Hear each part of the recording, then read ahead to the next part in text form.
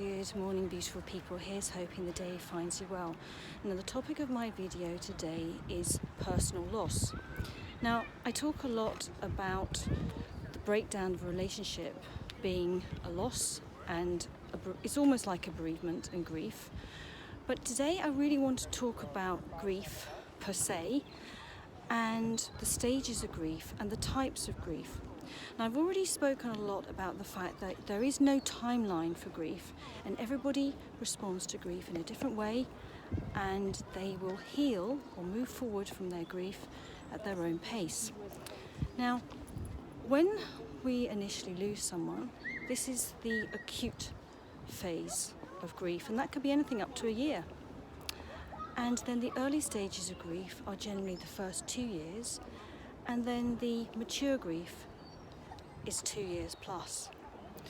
But the level of grief that we feel is commensurate with the relationship that we had with the person that we've lost, and also the circumstances in which they died. So if we go through the different types of grief, there is anticipatory grief. Now, this is the grief that we feel when we know that we're going to lose someone. Say they have a terminal illness, and we keep thinking about them dying and not being there. Now, David Kessler says, don't attend the funeral early. He says to make the most of the time with the person that you have left with them. Then we have situations such as ambiguous grief. Now, these are cases like miscarriage. People forget that miscarriage is a loss, and the person who has suffered the miscarriage and her partner, they need to grieve for that loss. Then we have collective grief. That's, for example, like the outpouring that we had when the Princess of Wales died, when Diana died in 1997. And then we have complicated grief, and this is things like death by suicide or the death of a child.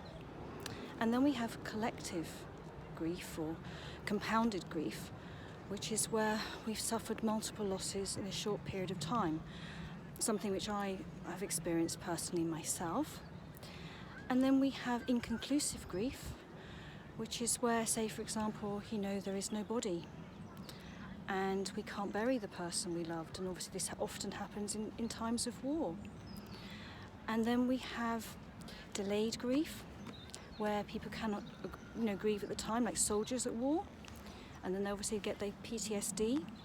And then we have grief where it's like disengagement, that's what they call it, disengaged grief, which is where, say for example, it's like an ex-partner or someone like that you were close to, but you still feel the grief. And then we have masked grief, and that often happens in the workplace where people conceal their feelings. And it's also to do with relationship breakup as well. And they don't let people know, and they obviously, people don't know what's going on with them, but they're trying to suppress it.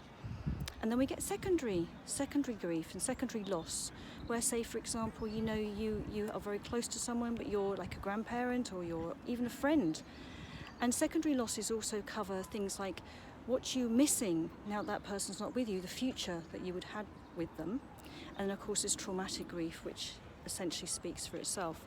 So lots of variables here, and lots of things that that go into the mix when it comes to grief.